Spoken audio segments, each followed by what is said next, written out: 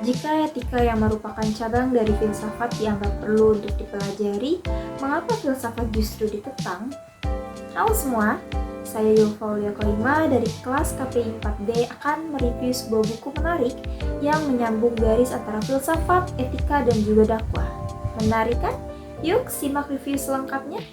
Ketika Al-Ghazali meragukan filsafat hingga beliau menulis sebuah buku yang berjudul dengan Tahafut al-Falasifah, buku yang berjudul Filsafat dan Etika Dakwah ini dari karya Dr. Haji Ahmudun MAG ini justru membuka mata dan pikiran kita akan pentingnya mempelajari filsafat dalam berdakwah hingga dijelaskan korelasi antara filsafat, etika, dan juga dakwah.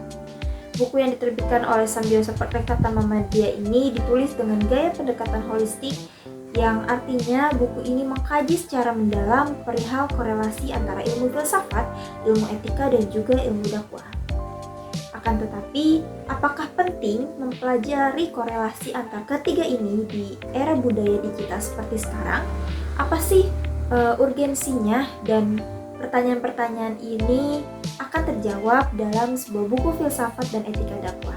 Buku yang diterbitkan oleh Sambiosa Rekatama Media ini ditulis dengan gaya pendekatan holistik, yang artinya buku ini mengkaji secara mendalam perihal korelasi antar ketiga dalam buku ini, yaitu antara ilmu filsafat, ilmu etika, dan juga ilmu dakwah. Akan tetapi, apakah penting mempelajari korelasi antar ketiga di era budaya digital seperti ini di masa sekarang? Apa sih urgensinya?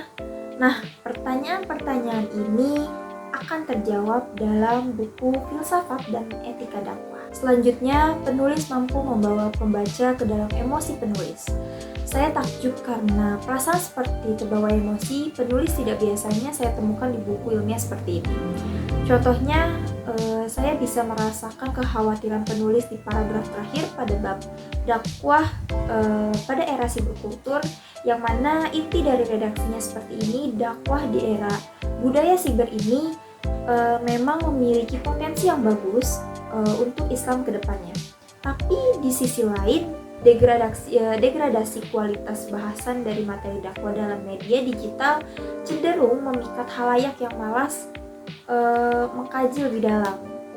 Dan realita tersebut mengharuskan para dai untuk terus ada dan ikut serta dalam perubahan sosial. Diawali dengan pertanyaan-pertanyaan retoris, buku ini memang sangat mengunggah minat untuk membaca. Selain bagian pendahuluan yang menarik, isi buku ini juga tak kalah menarik. Pasalnya, selain mengkaji konsep-konsep dasar tentang filsafat dan etika dakwah, penulis juga menambahkan bab-bab yang relevan untuk zaman sekarang.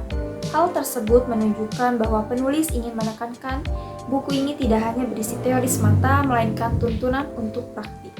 Terlebih ilustrasi cerita tentang penerapan filsafat dalam dunia dakwah di kehidupan sehari-hari, seperti pada bab konsep dasar etika.